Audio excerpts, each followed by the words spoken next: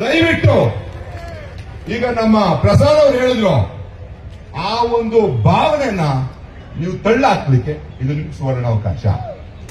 ನಾವು ಇವ್ರ ಪರ ಅವ್ರ ಪರ ಅಲ್ಲ, ನಾವು ಮಾದಿಗರ ಪರ, ಮಾದಿಗರ ಹಕ್ಕು ಪರ ಮಾತ್ರ.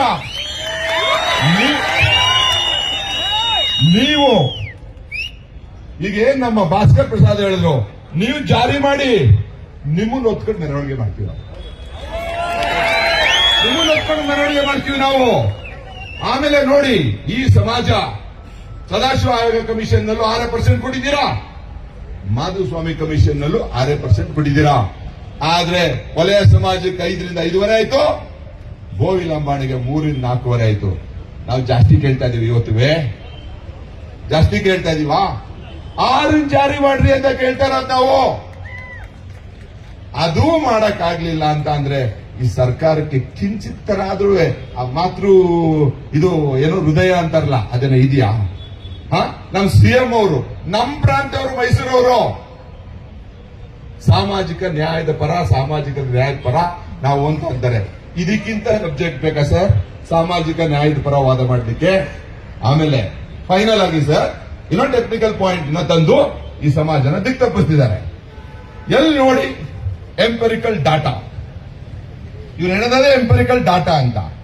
ಎಂಪರಿಕಲ್ ಡಾಟಾ ಬರೀ ತಲೆ ಎಣಿಕೆ ಮಾತ್ರ ಅಲ್ಲ, ತಲೆ ಎಣಿಕೆ ಒನ್ ಆಫ್ ದ ಅಂಶ.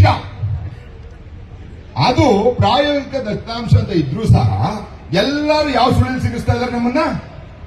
ಏಕೆ ಆದಿ ಕರ್ನಾಟಕದಲ್ಲಿ ವಲಯ ಮಾದಿಗರಿದ್ದಾರೆ, AD ಆದಿ ದ್ರಾವಿಡ ವಲಯ ಮಾದಿಗರಿದ್ದಾರೆ, ಆದಿ ಆಂಧ್ರಲ್ಲಿ ಇದ್ದಾರೆ ಅಂತ. ಸರ್, 1 ಗಂಟೆಗಳ ಕಾಲ ನಮಗ್ ಗೊತ್ತಿಲ್ಲ ಸಿದ್ದರಾಮಯ್ಯನವರೇ ಇದ್ರ ವಿರೋಧನ ಅಥವಾ ಈ ಸಿದ್ದರಾಮಯ್ಯನ ಅಕ್ಕಪಕ್ಕ ಟಿಂಕ್ ಟ್ಯಾಂಕ್ ಅಂತ ಹೇಳ್ತಿರ್ಲ ನೀವು, ಅವರು ವಿರೋಧಿಗಳ? ನಮ್ಗೆ ಅದು ಒಂದು ಸಾಬೀತಾಗ್ಬಿಡ್ಲಿ. ಇಲ್ಲೆಲ್ಲ ನಾಯಕರುಗಳ ಸಮ್ಮುಖದಲ್ಲಿ ಸಿದ್ದರಾಮಯ್ಯರ ಹತ್ರ ನೀವು 1 ಗಂಟೆ ಕೊಡಿಸಿ ಸರ್. 1 ಗಂಟೆ ಒಳ ಮೀಸಲಾತಿ ಜಾರಿ ಆಗತ್ತೆ ಹೆಂಗೆ ಅಂತ ನಾವ್ ಹೇಳ್ತೀವಿ.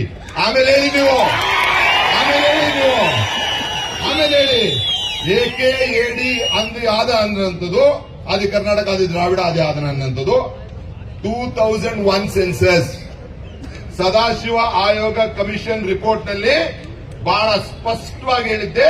ಅದನ್ನ ಮಾಧುಸ್ವಾಮಿ ಕಮಿಷನ್ ಮುಂದುವರಿಸಿದೆ. ಒಂದೇ ಒಂದು ಪಾಯಿಂಟ್ ನಿಮಗೆ, ಇದರಲ್ಲಿ ಮಾದಿಗಗೆ ಸಂಬಂಧಪಟ್ಟಂತ 29 ಜಾತಿಗರಲ್ಲಿ ಮಾದಿಗ ಅನ್ನಂತ 3rd ಕಾಲಮ್ ನಲ್ಲಿ ಹೇಳ್ತಾರೆ 18,97,050 ಮತಗಳಿದೆ ಅಂತ. 18,97,050 ಮತ. ಅವ್ರು ಏನ್ ಹೇಳ್ತಾರೆ? ಮಾದಿಗ ಇನ್ಕ್ಲೂಡಿಂಗ್ ಆದಿ ಕರ್ನಾಟಕ ಪೋರ್ಷನ್ ಅಂತ ಹೇಳೋದು. ಮಾದಿಗರ ಜೊತೆ ಆದಿ ಕರ್ನಾಟಕದಲ್ಲಿ ಇರುವಂತ ಮಾದಿಗರನ್ನು ಸೆಗ್ರಿಗೇಟ್ ಮಾಡಿ ಜೋಡಿಸಿರುವಂತದ್ದು ಬಹಳ ಸ್ಪಷ್ಟವಾಗಿದೆ. ಆಮೇಲೆ ಸದಾಶಿವ ಆಯೋಗ ರಿಪೋರ್ಟ್ ನಲ್ಲಿ ನಮ್ಮ ಕರ್ನಾಟಕ ರಾಜ್ಯದಲ್ಲಿರುವಂತ 101 ಜಾತಿಗಳ ಅಂಕಿ ಸಂಖ್ಯೆ ಇದೆ. ಅದಕ್ಕೆ ಈ ಸರ್ಕಾರ ಅದನ್ನು ಓಪನ್ ಮಾಡ್ತಾ ಇಲ್ಲ. ಅದಕ್ಕೆ ಸರ್ಕಾರ ಓಪನ್ ಮಾಡ್ತಿಲ್ಲ. ಬಿಡಿ, ಪಬ್ಲಿಕ್ ಡೊಮೈನ್ಗೆ ಗೊತ್ತಾಗುತ್ತೆ ನಿಮ್ಗೆ ಅದ್ರ ಇದೆ ಇಲ್ವೋ ಅಂತ. 2001 ಸೆನ್ಸಸ್, ಸದಾಶಿವ ಆಯೋಗ ಕಮಿಷನ್ ರಿಪೋರ್ಟ್, 2011 ಸೆನ್ಸಸ್ ಮರ್ಜ್ ಮಾಡಿ ಅದು ಯಾಕೆ ಸಿಕ್ಕಲ್ಲ ನೋಡೋಣ. ಆದಿ ಕರ್ನಾಟಕ, ಆದಿ ದ್ರಾವಿಡ, ಆದಿ ಆಂಧ್ರ ಮಾಹಿತಿಗಳು ಅಂತ ಎಲ್ಲೋ ಒಂದ್ ಕಡೆ ಈ ಸಮಾಜಕ್ಕೆ ಏನು ತುಳ್ಕೊಂಡೇ ಬಂದಿರುವಂತ ನಾಯಕರುಗಳಿಗೆ ಈ ಸಮಾಜ ತುಳಿಯೋದ್ರಿಂದ ಅವ್ರಿಗೆ ರಾಜಕೀಯ ಲಾಭ ಆಗ್ತಾ ಇದೆ. ದಯವಿಟ್ಟು ಸಿದ್ದರಾಮಯ್ಯನವರ ಸರ್ಕಾರ ಇದನ್ನ ಸಾಮಾಜಿಕ ನ್ಯಾಯದ ಪರದ ಅಡಿಯಲ್ಲಿ ನೋಡಿ ಈ ಮಾದಿಗ ಸಮಾಜಕ್ಕೆ ನ್ಯಾಯ ಮಾಡುತ್ತೆ ಅನ್ನೋ ಒಂದು ನಿರೀಕ್ಷೆ ಇದೀವಿ ಸರ್. ನೀವು ಕರೆಕ್ಟು, ಪ್ರಸಾದ್ ಅವರು ಹೇಳಿತ್ತು, ನಿಮ್ಮನ್ನ ಕರೆಸಿ ಸರಿ ಆಯ್ತು. ಯಾಕಂದ್ರೆ ನಾವು ಏನೇನ್ ಪಾಯಿಂಟ್ ಮಾತಾಡ್ತೀವಿ, being an advocate, being a law minister, you can assess here itself. ನಾವು ಮಾತಾಡ್ತಾ ಇರೋ ಸರಿನೋ ತಪ್ಪು ಅಂತ. ನೀವು ಹೋಗಿ ಮುಖ್ಯಮಂತ್ರಿಗೆ ಮಾತಾಡುವಾಗ ಅಟ್ಲೀಸ್ಟ್ ಫಿಲ್ಟರ್ ಆಗೋದು ಕಮ್ಮಿ ಆಗುತ್ತೆ ಅಂತ. ಕಾನೂನೇ ಬರೆದವರು ಇಲ್ಲಿ ಬಂದು ನಮ್ಮ ಮಾತನ್ನ ಕೇಳಿದ್ರೆ ಅವ್ರೋಗೇನ್ ಸಿಎಂ ಅವ್ರಿಗೆ ಹೇಳ್ತಾರೆ?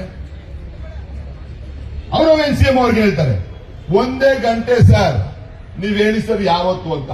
ನಾವು ಬಂದು ನೀವು ಸಿಎಂ.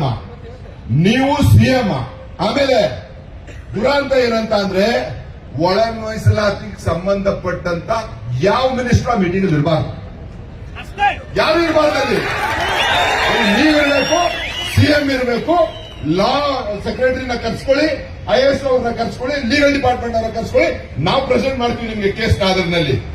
ಈ ರೈಟ್ ಅವರು ಬೇಡ, ಲೆಫ್ಟ್ ಅವರು ಬೇಡ, ಯಾರು ಬೇಡ ಆಧಾರದಲ್ಲಿ. ಅಲ್ಲಿ ನೀವು ಅದನ್ನ ತೀರ್ಮಾನ ಮಾಡಿ. ಯಾಕೆಂತಂದ್ರೆ ಎಲ್ಲೋ ಒಂದ್ ಕಡೆ ಇದು ಪೊಲಿಟಿಕಲ್ ಫುಟ್ಬಾಲ್ ಆಗಿದೆ ಸಮಾಜದ ವಿರುದ್ಧ. ಎಲ್ಲರೂ ಅವರು ಇಚ್ಛೆಗೆ ತಕ್ಕಂಗೆ ಓದಿತಾ ಇದ್ದಾರೆ.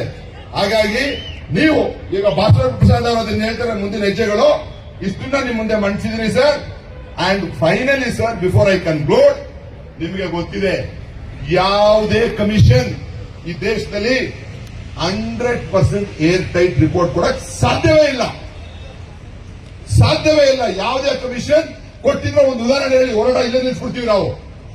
ಯಾವುದೇ ಕಮಿಷನ್ ರಿಪೋರ್ಟ್ ಇವೆ 100% ಏರ್ ಟೈಟ್ ಇರೋದಿಲ್ಲ. ಅಲ್ಪ ಸ್ವಲ್ಪ ಮಿಸ್ಟೇಕ್ ಆಗಂತದನ್ನ ಮುಂದೆ ಕರೆಕ್ಟ್ ಮಾಡ್ಕೋಬೇಕು.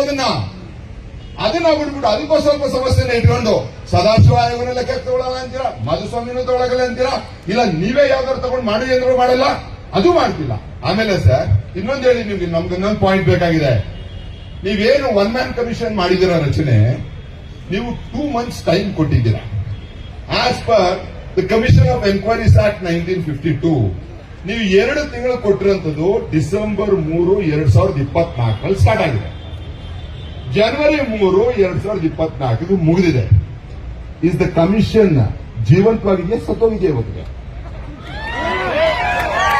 ಜೀವಂತವಾಗಿದೆಯಾ ಸತ್ತೋಗಿದೆಯಾ? ನೀವೆಲ್ಲೂ ಎಕ್ಸ್ಟೆಂಡ್ ಮಾಡೋದು ಹೇಳಲ್ಲ. ನೀವು 2 months ನೀವು ಟೈಮ್ ಕೊಟ್ಟ ಮೇಲೆ as per the act, if there is no specific mentioning of the time, it can go till 6 months.